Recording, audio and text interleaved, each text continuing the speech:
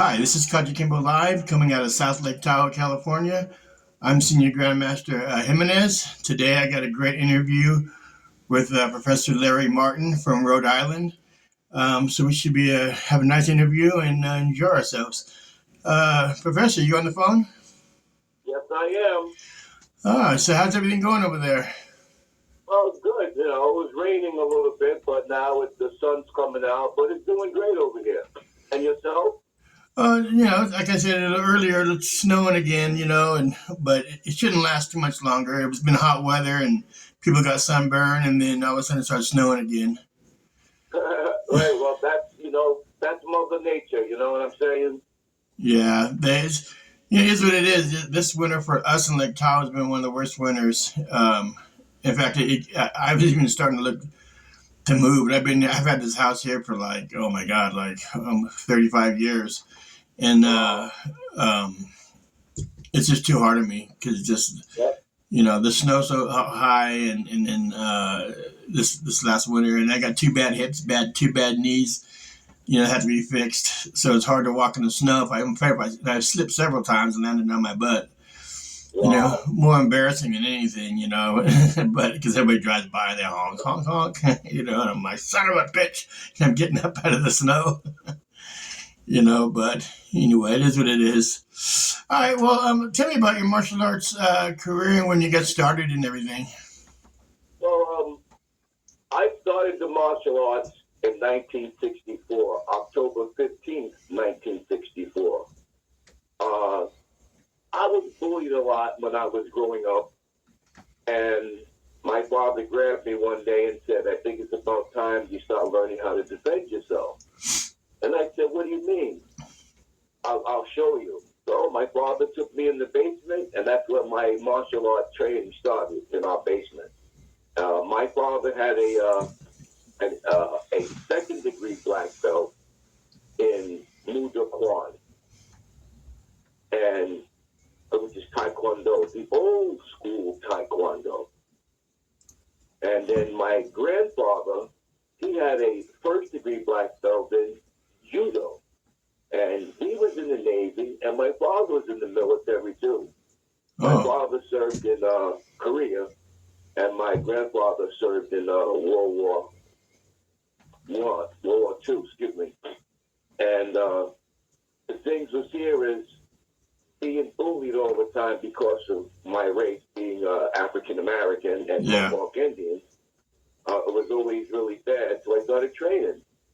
And now here I am, 69 years old, and I never thought that I would be alongside of names like Chuck Norris, Jet Li, Bob Wall, John Nevedad, Benny Urquidez, these guys and everything, and here I am up from the East Coast and everything. Yeah. Hear about all these guys out there in the West Coast and everything.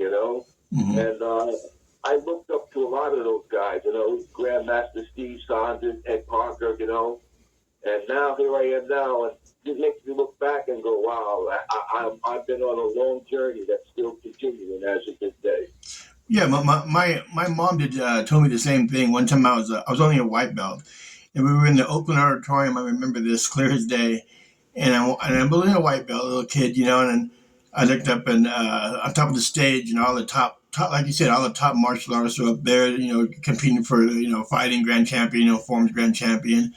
And I said to her, I said, man, I'd love one day to be up there, but there's no way I can be up there with those kind of guys. And she told me, she goes, you wait. She goes, son, she goes, one day you'll be up there. I'm all sure, sure, sure. One day I was up there and wound up beating most of those guys that I seen. Right, It what did just she is say what it then? What is. did she say? Huh? What did she say when you were up there?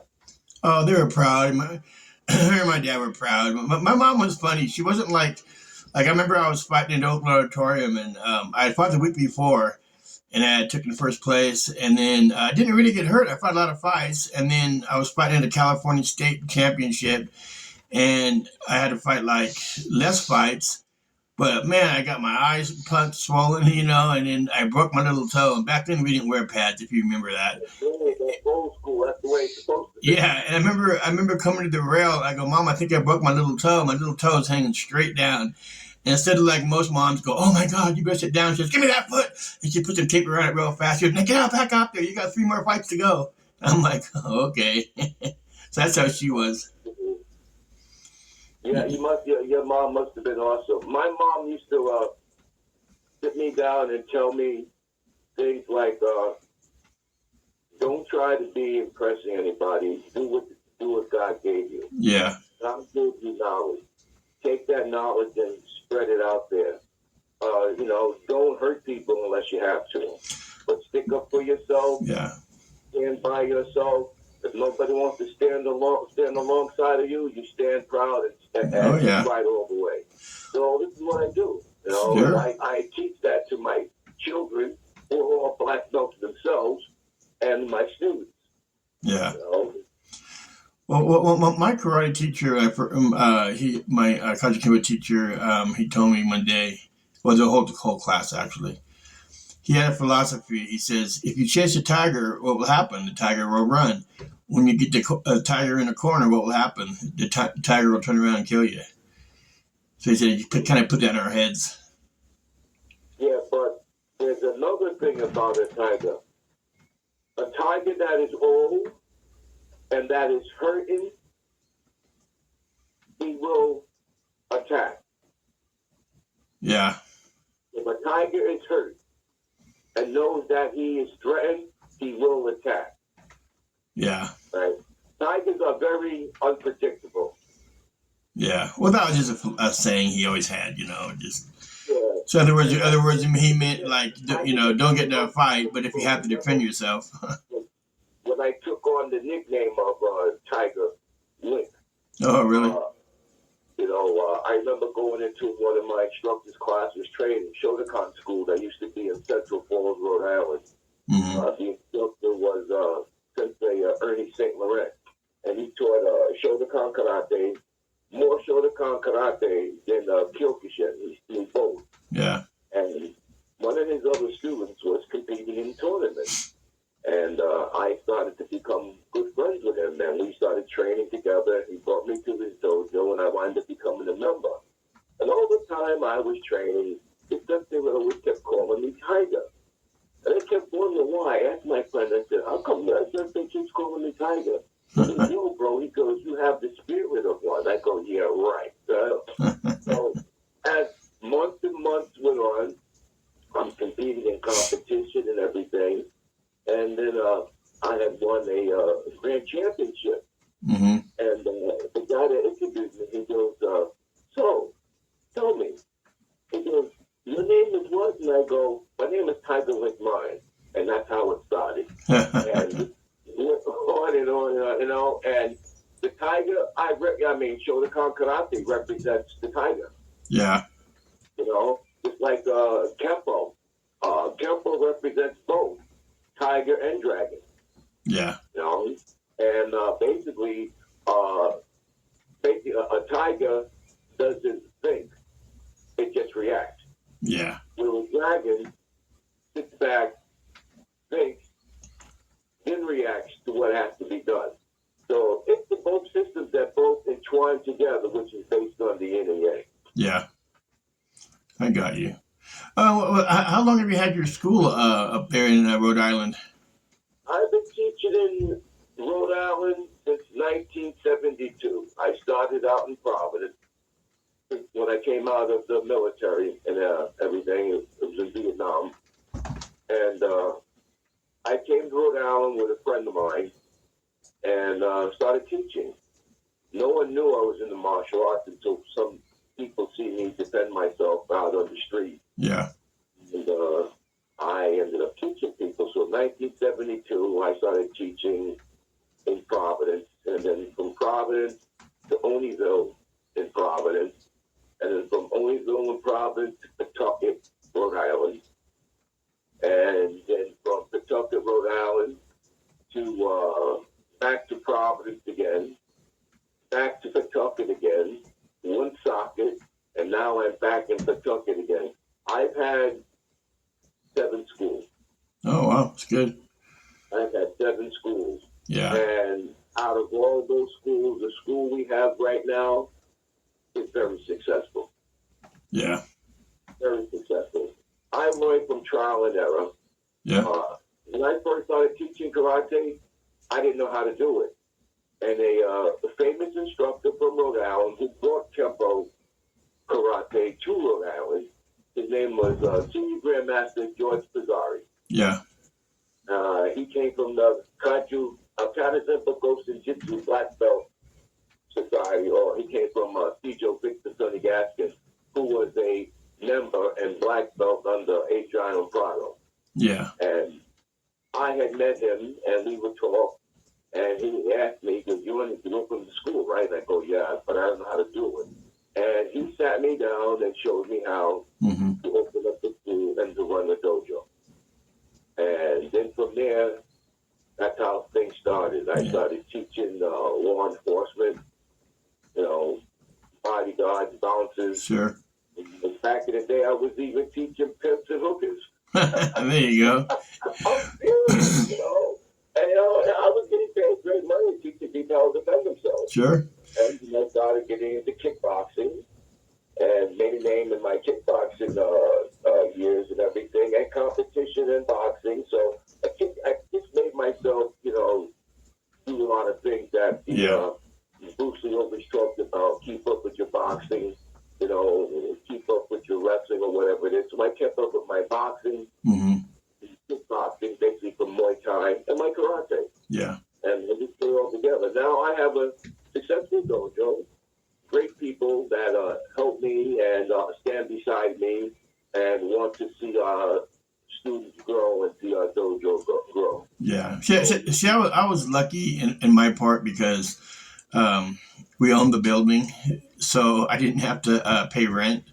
So that's the one thing that I was very lucky on when I started, having opened up my own studio. Because like everybody did, like when I started doing it, I opened it up in the garage, like everybody did, for about a little less than a year. Then we just got too many students, so I kicked the people out of the building we owned, and moved and I was there almost 40 years, and but my kind of thing was that my teacher never charged a contract. He just charged first and last month. And I could, I had like so many students, but I couldn't get past a certain hump. I just couldn't do it because, one would quit, two would sign up, one would quit, that type of thing. And all the other guys that had studios would go, no, you got to put them in a contract. So that's the only way. And I said, no, I can't do that. And then pretty soon I said, well, let me try. Oh my God, that was the best thing I did. And then at my peak, I had like 400 students at that studio. When I first started teaching, I was teaching for nothing. Yeah. I was teaching in parks, backyards, teaching kids and everything, teaching classes at the church and everything. Yeah. That's how I got my students and everything. And then that's how my students came in and everything, Yeah. And back then, I was charging like $10, $15, $20, $30 a month and everything. But now, you got to get things right and everything. So between the people I do have right now, we make it affordable for the neighborhood. Well, yeah. Well, I mean, and then again, remember, my peak. A lot of dojos. Well, my peak, I had 400 students, but all 400 didn't pay because I never turned anybody away. I mean, if they came in the door and wanted free lessons, that was different. But once they signed up with me and then they couldn't afford it, or they were a single mom or a single dad, I never turned them away. I said, just keep coming. So I always did that. And that's because you had your own place. Yeah, pretty much. You know what I'm saying? So, that was already bought and paid for, so you had your own place and everything. So basically, you had to worry about nothing. So that's how your student base grew, Now, look at you now, bro. Well, I know. Yeah, I'm all over the world. You're a Kajukenbo member. Kajukenbo is about the most biggest Kempo organization and system in the world. Yeah. And you're teaching that down there and everything else. You were blessed. God blessed you very good and everything. Actually, he did. Great following. Well, I trained hard too. Same thing, Yeah. I put a lot of training in. I mean, even when I was competing, I trained 7 days a week, and then tournaments on Saturday. And I'd work out at the studio. I mean, all day usually. Then I'd go to class, and then I'd come home until like 2:00 in the morning. I'm working on the bag, until my dad starts yelling at me when I was a younger kid. But it's always been that way. That's how I've been. I mean, I would work out maybe 5, 6, 7 days a week, hit the boxing gym, Yeah. do the kickboxing every day. Then I started competing. I Yeah. started boxing at this old boxing gym out of Central Falls, Rhode Island called Grundy's Gym. And you really want to get into boxing, that's the place to go. That's where I went and did my boxing. Yeah. I decided to hit the boxing tournament. I had a great trainer. He was a World War. He was old. He was World War II boxer, boxing champion. And this guy would work me all the time. And he took me to my first boxing match that day. Yeah. And this was in New Bedford. Yeah. I get in the ring with this kid, doing great, and the guy caught me an overhand right. I went back on the ropes, and they came back with a roundhouse kick and knocked the guy out. Oh, wow. He knocked him out, right? I got disqualified. I said, wow, and everybody jumping on my case, blah, blah, blah, blah. I just, no, just the reaction. When I go back to the gym, he winds up taking my knee, my leg, and he bungees them together. Well, I can't throw kicks. Because I was way out. I mean, my kick always come out and everything. Yeah. And I would work my boxing and get my stuff. About maybe 2 months later, after I fought this kid, I go back to another tournament again. And he grabs me and he puts me down. He says, I'm going to tell you something right now. Everybody sees you throw that roundhouse kick. Yeah. You fight. They're going to be looking at your feet. Yeah. Because you put fear in some people, but because they found out that you're a kickboxer. Because the guy came and told me, yo, man, I just watched that guy do a kickboxing match last week. And that's how I used to do. Yeah. 1 week I would go to a karate tournament. That Friday I'd go to a kickboxing match. Maybe the following weekend I wind up going to a boxing match. So I competed in boxing. Wow, you're real versatile in everything. Yeah, I competed in boxing, and then I competed in tournaments, traditional karate tournaments and sport karate tournaments. Mm-hmm. You know what I'm saying? And my kickboxing. So I made sure I had my stuff right. I did everything I had to do, Yeah. One day, I made sure I put my road work in every day. I skip rope, I worked the speed bag. The main important thing that I did was I did my road work, my skip rope, I did the speed bag, I worked the heavy bag, and I got my, free sparring in. So I got my free sparring in for my kickboxing and my boxing. So I always kept myself going. And every time I would go to a karate tournament, somebody would look at me and go, didn't you see you kickbox last week? Did I just see you in a boxing match? I go, yeah. Yeah. And they go, why you do that for? I said, listen. I said, what was Bruce Lee's theory? And they just look at me and they go, oh, yeah, you're right. I said, that's what I do. Yeah. I said, but the thing is here, I said, Carter is involved with my theory. Yeah. I said, his theory is right. It's right on the money. But I believe Carter is involved too. Sure. And I found out that Bruce Lee did a couple of Carters. Uh-huh. In Wing Chun. Well, it's a foundation, too, of martial arts, too. Right, and that was, the Wing Chun was the foundation to his system, Jeet Kune Do. Yeah. And he always said he didn't do kata, but he did. Yeah. There was about 4 or 5 katas in the Wing Chun system where it's not moving all over the place. You're still and it's working those moves. That's what that is. But he did kata, and I always believe that kata and kumite both work together. And I always tell people that if you want to be good in kumite, work kata. And it was always been drilled to me by many instructors, Sure. and some of them are all gone now. They always said, kata is the gateway to kumite, no matter what type of kumite it is. Yeah, a lot of people, I have argued with them on that because they don't want to do forms; they just want to fight, And I tell them, I go, then the katas and the forms is a foundation, and then you build yourself from there. Anybody can go out there and just swing at each other, but you have to learn that, Or people. Or then you get a lot of people that don't want to fight; they just don't do forms. But I pushed for years at my studio the same schedule.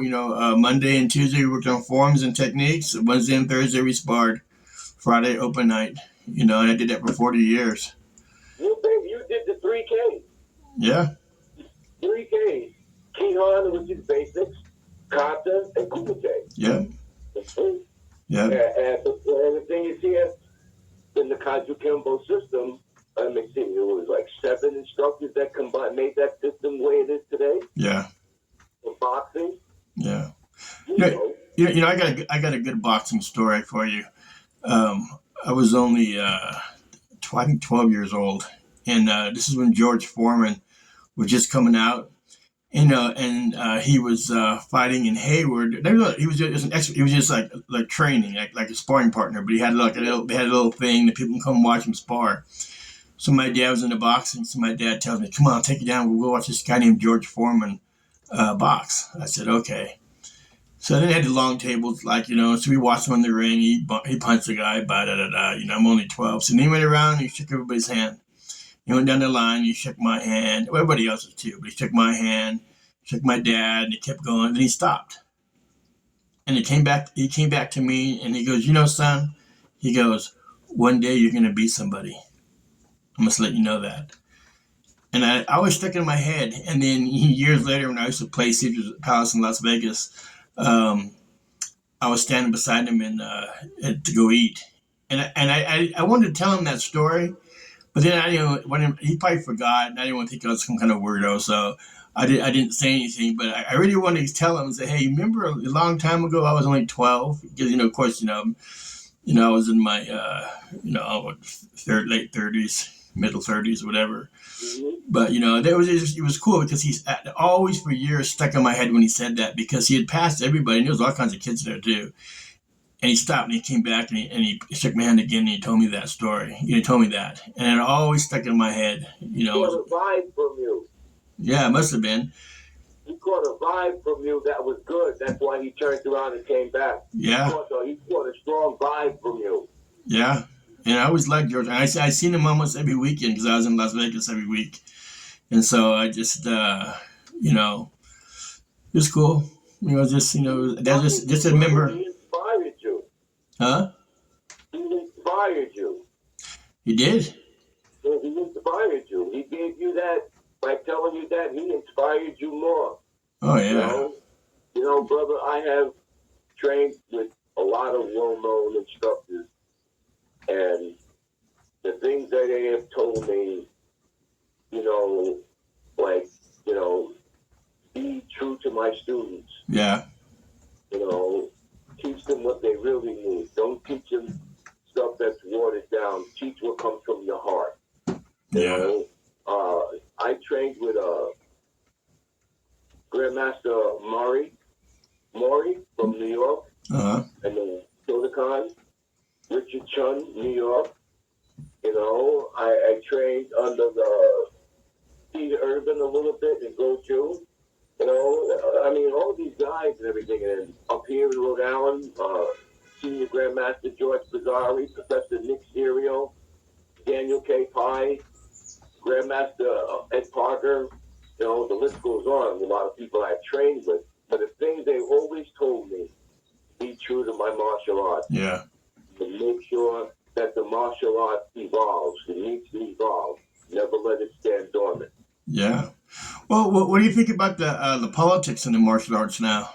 The politics in the martial arts, I tell you right now, everybody wants power. Everybody wants to tell everybody what to do and everything like that thing, Mm-hmm. Come on now. Before all this politics and everything, there wasn't no martial organization back then. Jake the Rhode was the first one ever to start a martial art organization. Yeah. They were the first to do it. And they did it in Japan until they spread it out. And then what happened is that the politics got in because the money situation and this and that there and that there. Now you got the thing, the politics is about it right now. Anybody can get an organization and not even have, you don't even know if the person's got his rank or anything like that thing, you know what I'm saying? It's just. Well, I find it amazing because there's all kinds of different associations out there. And the one thing that the Worldwide Kajukenbo Federation has never done, and myself, I never solicit any other people's from their associations. The people that's come to me, they've called me and they asked to be with us, so they've seen what we've done, and they asked to be under the Worldwide Kajukenbo, and I've done that. Just recently, I'm amazed because KSDI, one of their grandmasters on the BOA, Jesse Corpus, calls up Mike, one of the guys that I promoted to grandmaster, trying to get him to switch over to BOA and KSDI. And I know him, and he knows me. And I mean, how disrespectful can you do something like that? And it just amazes me that they stoop that low to try to take somebody, which you don't need to do. I mean, there's thousands and thousands and thousands of people out there, but yet they want to try to stab you in the back. It just amazes me. Oh yeah, I mean, like my organization, which is the Grandmasters Council, our job is to help young men and women to continue their training in the martial arts, no matter what it is. Yeah. It's all about if your instructor has passed away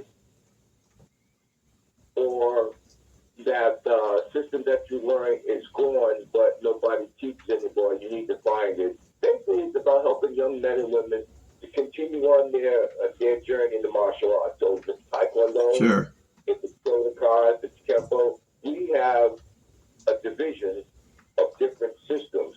And if a person comes to us and everything, well, my instructor is so and so and so, but I can't get my papers because he passed away. Then I do the research and we find out who this person's instructor was, and we do everything. And now I tell this person, well, you need to contact so and so and so. He's in this division. Okay, say this person is Taekwondo, and he studies the old school of Kajukenbo Taekwondo, because the WTF and the World Taekwondo Federation, they have considered those classes obsolete. Yeah. You can still give somebody certification for that system. Mm-hmm. So if somebody comes to me and blah, blah, blah, I'll contact people that are in my organization that are in the Taekwondo, traditional Taekwondo division. And I'll send that person to them, and they'll take that person on, and that person will continue on to get their whatever rank they need to get in Taekwondo. The same with Shotokan, the same with Kempo. Whatever system we have here, after we do, it's not about the politics and everything like that there. I don't like to get into politics because there's a whole bunch of crap. It's like the politics that goes on in our government, like the same thing that goes on in some crazy organization, Yeah. So, I mean, granted, I belong to the JKA, the WJKA. I belong to Black Dragon Fighting Society. I belong to a couple of organizations, and Sure. I tell them that, listen, Yeah. I'm here about knowledge. I'm not about, we're asking about going for rank. I've already had my ranks. I'm happy where I'm at. Yeah. I'm about knowledge. So I'm going to meet somebody from this organization. I want to get to know them. Let's get together, work out, blah, blah, blah. Exchange what we've got and everything. Let's make the organization grow. Sure. No matter what we're doing. You know what I'm saying? Yeah, of course. That's what I'm all about. I get people contacted me. You want to join my organization? I give you this. They go, no, no, no, no, no. I worked hard to get where I'm at. And I've trained from the best instructors that New England has had. Yeah. And everything, and I trained from, other instructors from across the country, and the thing is here, I teach what is taught and what's to be done right. Traditional Shotokan Karate is my foundation. I have my own system, which I created in 1980 with the Kajukenbo rule, which is a Shotokan, Aiki Jiu-Jitsu or Jiu-Jitsu, and Okinawan Hawaiian Kempo. And I'll teach students straight Shotokan, Okinawan Hawaiian Kempo, Aiki Jiu-Jitsu, Judo, Yeah. Aikido. So whatever my students need, I have that for all of them and everything. People come to me and they go, well, how long does it take to make a black belt? And I look at them and I go, really? I said, 5 years.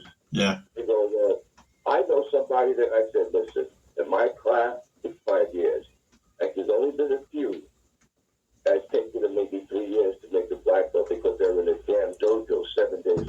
Exactly. 100%. Yeah. I said, but other than that, I said 5 years. And then Yeah. when I get kids from other dojos who have black belts who are 12 years old. It was about, let me see, was it 8 years ago at my Providence studio?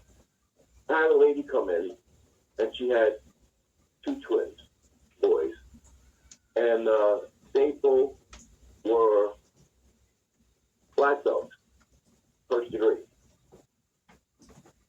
And she took them out of the dojo because they were charging her too much money. Yeah. And she was told to come to me. So they sat and worked out in the class. I let them work out and everything. And then she told me what belt they were. And I go, they got to change the belt. Yeah. She goes, really? I said, I don't believe and I will not give a child under the age of 16 a black belt. Yeah, 100%. They're not mentally qualified for that. And she goes, really? I said, I'm serious. She goes, what about them? I said, you see those kids with black belts on? Those aren't black belts. I said, the kids at the city called Shodan Ho or Renchi, or like an honorary black belt. I said, but we call it Shodan Ho. Yeah. I said, any child that gets that, they have to wear that belt until they turn 16 years old. Yeah. I said, I let your children come here and wear a belt like that there, it's a slap in their face. Yeah. They worked hard to get where they're at. Well, I hate to say, but a lot of Taekwondo studios will do that. The little kids are walking around, they're third and fourth degree black belts, and they're like 11 years old. I go, you gotta be kidding me. Yep. Yeah. And matter of fact, this school it had a Taekwondo base, the school. Yeah.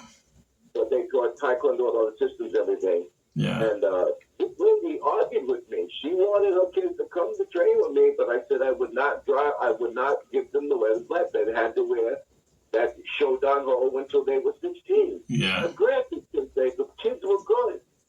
Yeah. They were good. Yeah. But the thing was here, I had to stick to my rules of my studio because I had kids that been with me from 5 and 6 years old and make their Shodan Ho at the age of 11. Yeah. Come on now. I mean, they trained for 5 years straight. I mean, they put in those three to 4 days of class, and they keep training, keep going. You watch them go up and everything. Now, you get somebody coming from another dojo, they got a black belt, same age as that kid, and the kid looks at them to come to class and go, wait a minute. You want to come here and wear your black belt and everything? And I know something's not like that.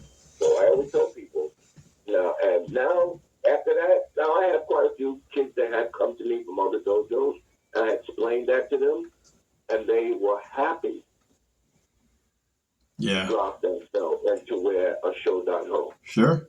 I had this girl that come in one time. She was about, 18 years old. We had given these 3 weeks out, and she wanted to come in and try it for a week. And I sat down, and she sitting across my desk from me, and she was like, "Oh, I take Taekwondo right now." And one of the, I don't want to say his name, but embarrass him, but he was one of the most famous forms guy in the world. I mean, he was #1 rated, forever. And he opened a little chain of Taekwondo studios. So I said, I go, oh, okay. I go, that's good. I go, what belt are you? And she tells me, she goes, well, Mr. Chung said if I pay an extra $75, I can get my third belt. And I go, oh, how long have you taken karate? She goes, 3 weeks. I go, wait a minute. I goes back up. I go, you've been in karate for 3 weeks and you're on your third belt, which would be like a blue belt for us or whatever. And then she's like, yeah, Mr. Chung said if I paid another extra $75 that I can get my belt, my next belt this week. I'm like, wow, how embarrassing. Oh, wow. Some instructors do that. Yeah. It's hella funny. I'm just like, I just shook my head. And that's the only time I ever said anything.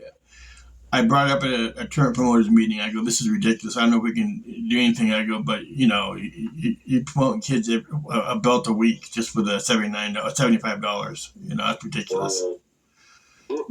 Yeah. Well, let me ask you the last question as you wrap this up. What do you see in the future for the martial arts for yourself? What I see for myself, uh, seeing my new dojo and studio grow, maybe hopefully one day I can wind up buying the next door to my other dojo and making my dojo bigger than the church next door. Yeah. I would like to have my own place, own it and everything, and do the same thing, Mm-hmm. you know. But I do what God gives me and everything, Sure. and, you know, I'm blessed. You know, when I first got this new dojo, you know, the Lord was there with me and everything, and when we had our grand opening, He shined a ray of sun into my dojo window, and then it snowed for a little bit. Little flakes came down, and I found out that I was blessed. And I keep doing what God has given me. He gives me knowledge, gives me love, He stands by my side, everything, you know. Everybody has their faults, man. I tell you that right now. Yeah, well, all your students are blessed to have you. To make my martial arts grow, and to be here for my family, my granddaughter, and my students, and to watch them all become somebody. That's great. All right. Well, again, I want to thank you for being part of this interview for our show. I know it's our second time. The first time I had problems with the technical, probably on the other end of it, but now I got it all wrapped up, and it looks really good. And I really thank you for being part of the Worldwide Kajukenbo Federation. It means the world to me. And matter of fact, my black belt staff have been hounding me and asking me. They say, I want to become part of the organization you belong to, the Kajukenbo. Oh, sure. And I go, really? I said, you know, I said, our Kempo has a long lineage. They go, yes, and they go, we go all the way back to Kajukenbo. Yeah. That's where our system comes from. I said, so, even though I said we're Kajukenbo and Kajukenbo, Yeah. that we are now Ohana. Yep. So I think about 12 of them that want to, between 7 and 12 that want to become members of the Worldwide Kajukenbo Federation. Well, I really appreciate having you guys. Anyway, and hopefully one day, this year sometime, maybe I can fly up there for a couple of days and maybe teach a class or so if you let me. Well, I will love to have you. Oh, yes, I would love to have you. Yeah, I've never been to Rhode Island, so I'd like to check it out. Oh, yes, I would love to have you. Yeah. Okay, well, this is Kajukenbo Live. I'm Senior Grandmaster Jimenez. We just finished our interview up with Professor Larry Martin. And again, I thank you. And until next time, I'll see you later.